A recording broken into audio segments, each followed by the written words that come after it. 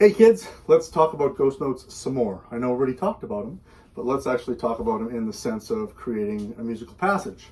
Okay, so we're not just going to play ghost notes on the drums. We're not just going to play fills and just do nothing musical but just play accents. That's pretty unreasonable. So let's take our good friend. We should all own this book, right? I think everybody's owned at least 1 or 10 copies of this. And what I like to do, and many of my students who've been with me for a while know exactly where I'm going with this, is page 60, if you have the newer versions of the book, page 60 through 63, which is accented 16th notes. And I remember when I was working on this many years ago, I didn't understand the concept of playing quiet. I just knew medium and loud, that's all I knew.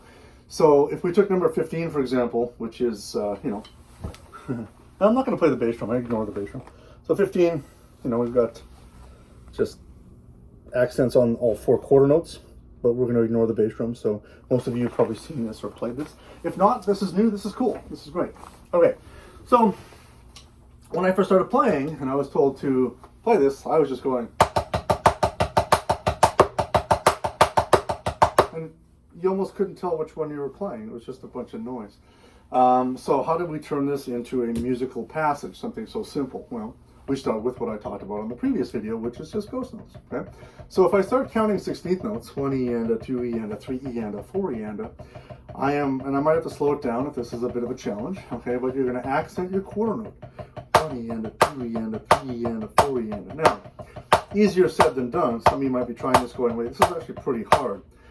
Okay, so think about it a couple ways. If I'm playing really quiet and I start counting and I've slowed it down, if I count 16ths, 1 E and 2 E and that's one way, right? It's just to kind of slow it down, count those accents.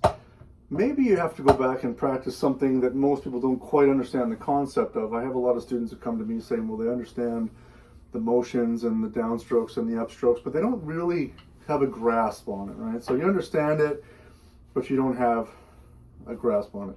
I mean, I understand that the sun creates light and heat, but I don't understand how it works. I have no idea how. I mean, one day I'll take a trip to the sun and I'll get out a book and write some notes down, but I don't really understand how the sun works.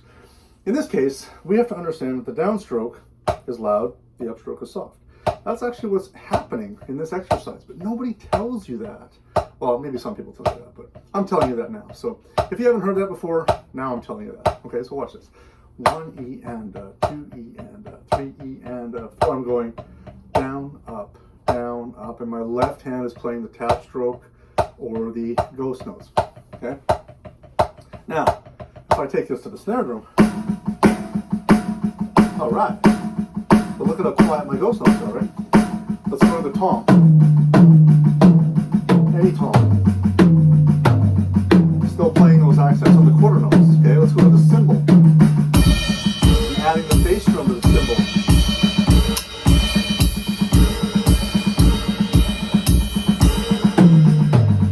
Look at how much fun you can have just with number 15. Just with number 15, you can have a ton of fun, move it around the kit, see what you can come up with, impress your friends, impress your neighbors, impress yourself, But let's practice those. Take any of those exercises in syncopation in the last 4 pages there, and have some fun with that. And let me know how you did in the comments below. See you soon.